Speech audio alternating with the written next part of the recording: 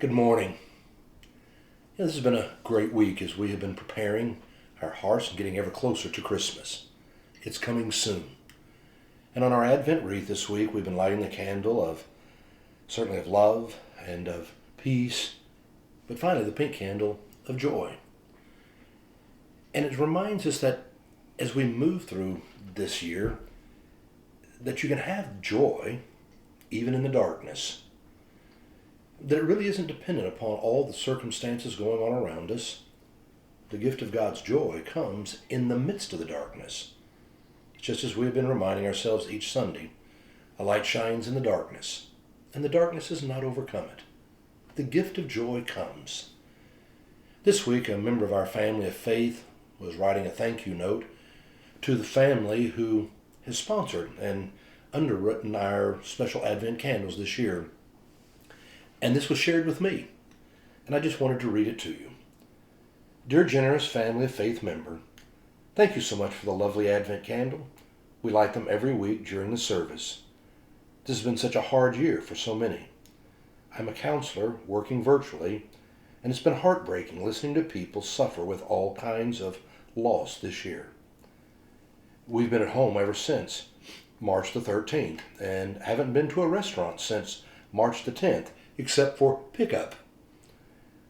Our families were not able to come for Thanksgiving because they worried about giving it to us. We had decided not to decorate this year for Christmas since no kids coming over, and then the Advent candle gift arrived. We realized through your gift that this isn't all about family, but the celebration of love, of giving, and the Christ child.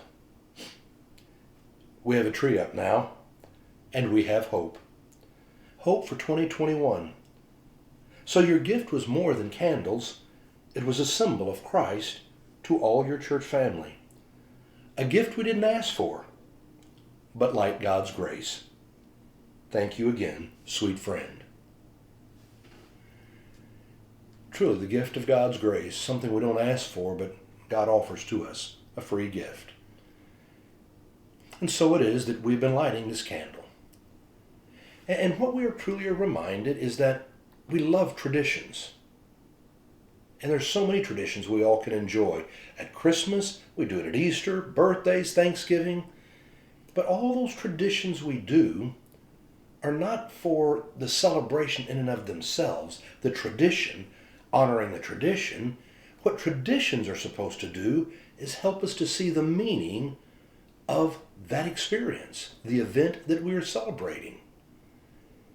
And so even though you and I can't have all the traditions that we wanted to maybe do this year because of the pandemic, we can be still celebrating in different ways.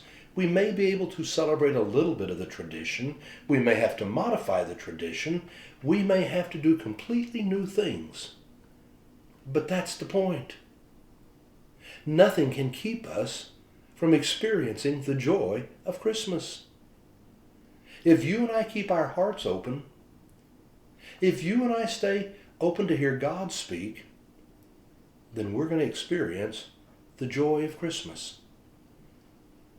Christmas is getting close. I hope today that you go out and do the things that you need to do in order to experience a very blessed and a joyful day. Have a special one.